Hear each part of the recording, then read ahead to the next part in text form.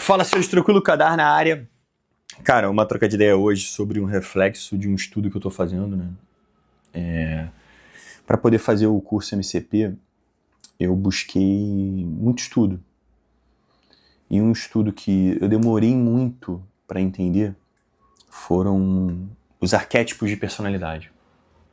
O que são arquétipos de personalidade? Tu vai perguntar assim. É um estudo do Carl Jung, que foi um dos pais da psicologia, da psicanálise, uma coisa assim.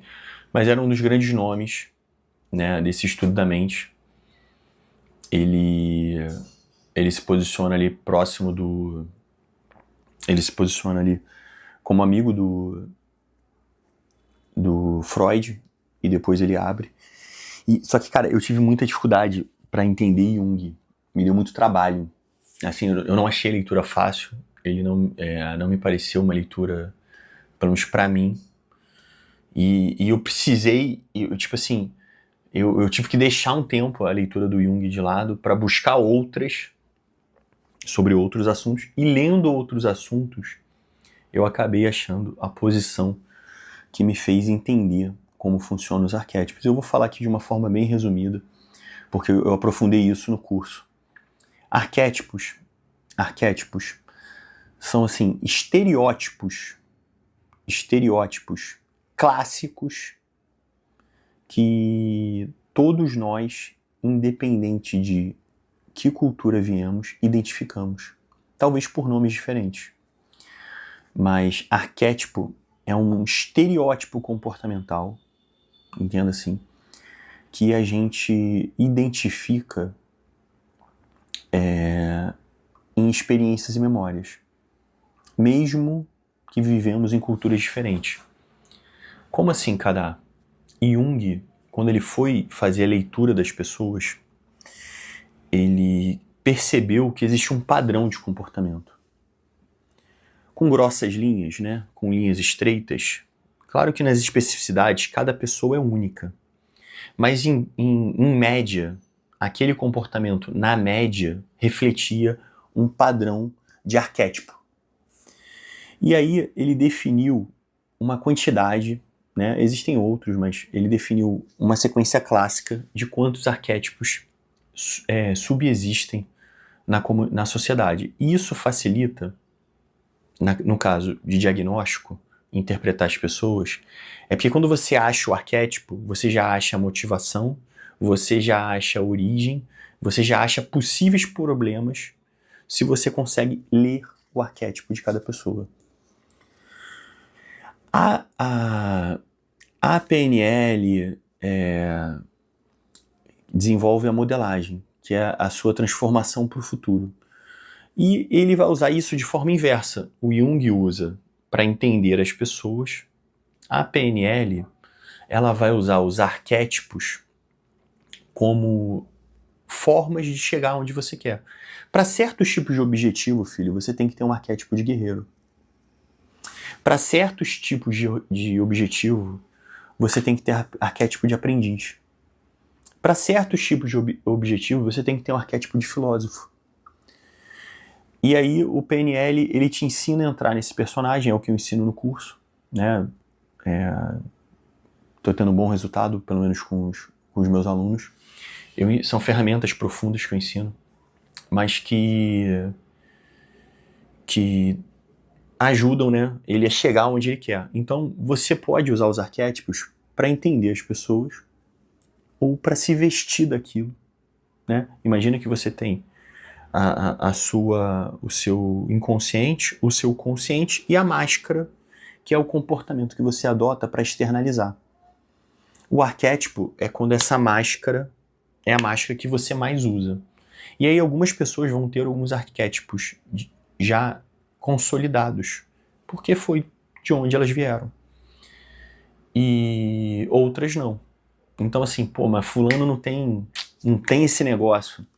Pô, fulano é meio relaxadão. Cara, fulano só gosta de estudar. E aí tu vai pegando isso e monta no arquétipo. Tu consegue identificar por que fulano é assim. O que fulano precisa melhorar. Jung vai definir que a gente tem um arquétipo que a gente é, o que a gente busca ser, mais ou menos, e a sombra.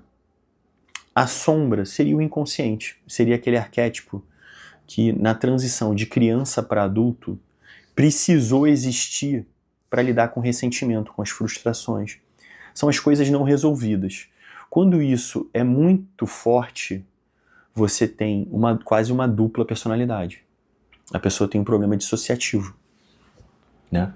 Ou às vezes ela vai ter uma máscara de um jeito e na natureza dela é outra. E ela tenta esconder, né? Só para a máscara, só para as pessoas não incomodarem. Então é importante para você se entender. É um estudo importante para você se entender. Eu demorei, tá? No curso eu explico o meu processo de aprendizado. Eu demorei para chegar a entendimento. Demorei para chegar no entendimento e demorei para chegar na aplicação. Depois que eu fiz o entendimento, a aplicação foi mais fácil, mas eu demorei muito para chegar no entendimento. Então, assim, a gente tem arquétipos para entender o nosso passado e para entender o nosso futuro. Para as coisas que você busca, certos arquétipos vão ter mais vantagens, se você aprender a encaixar nele. E aí, quando você encaixa no arquétipo correto, alinhando, né, o teu ego, superego, vamos dizer assim, eu estou misturando os autores, tá? Quando você alinha ali o teu consciente com o teu inconsciente com uma máscara certa, você tem mais sobra de energia. Muitas vezes se desgasta porque o inconsciente quer uma coisa, que eu digo que é a personalidade em conflito, e o consciente quer outra. Ah, eu quero estudar, mas o teu desejo é farra, diversão, porque o teu horizonte de consciência não passou disso ainda. E aí tu não resolveu, aí tu fica criando uma máscara conflituosa. Você volta e meia escorrega. Alinhar os arquétipos te ajuda a gastar menos energia, ser mais produtivo. E, pô, cara, e por que que eu... Qual é o meu arquétipo? Meu arquétipo é de guerreiro. Disciplina. Mas o que criou o arquétipo de guerreiro? O que criou o arquétipo de guerreiro foi o arquétipo de sobrevivente. A minha sombra é o sobrevivente. Que vocês conhecem como passageiro da agonia.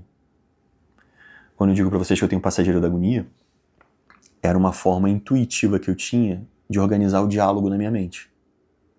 Eu tenho uma necessidade de sobreviver. Não é medo de morrer, tá? Mas eu sempre estou no arco que a minha sobrevivência depende de mim. Isso torna o sobrevivente. Não é medo de morrer. Isso já é o descontrole. Eu não tenho isso. Mas eu tenho plena convicção, que é o que o meu passageiro da agonia faz comigo, que toda a minha sobrevivência depende de mim, eu não conto com ninguém.